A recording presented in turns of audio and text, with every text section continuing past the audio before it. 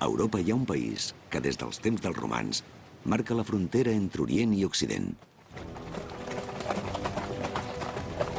Un país que els viatgers, fins fa ben pocs anys, encara consideraven mitològic, salvatge i pur.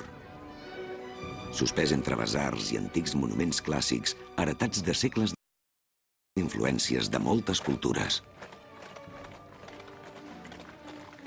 Una terra rica d'aparents contradiccions, on els minarets s'alcen al costat de les esglésies i on el cant del muetzí es fon amb el so de les campanes.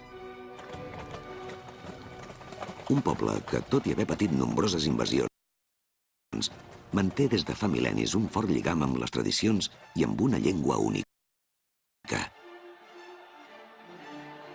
Si ens fixem en aquestes imatges, semblen del passat d'un país llunyà i misteriós. Però aquest país és només a 60 milles d'Itàlia. Aquest país és Albània.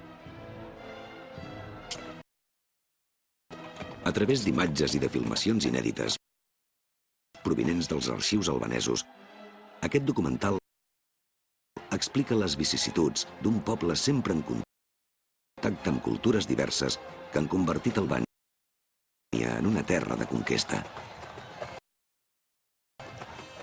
Per primera vegada, revelarem els secrets d'un poble indòmit i guerrer que sempre ha lluitat per la seva autonomia i que en els últims 5 segles ha hagut de patir el control de l'imperi otomà, la invasió del règim feixista italià i, seguidament, l'aïllament fruit de les utopies socialistes més desenfrenades. Aquesta també és la història que revela les arrels de les relacions que durant segles han fet s'establissin forts lligams entre els italians i els albanesos. Aquesta és la història d'Albània, el país de davant. Un lloc molt proper i, malgrat tot, molt desconegut.